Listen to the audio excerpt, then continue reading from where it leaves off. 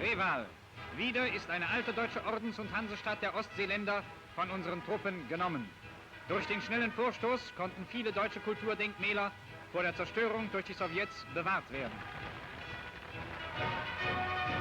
Die Bevölkerung grüßt unsere Soldaten als Befreier vom bolschewistischen Joch.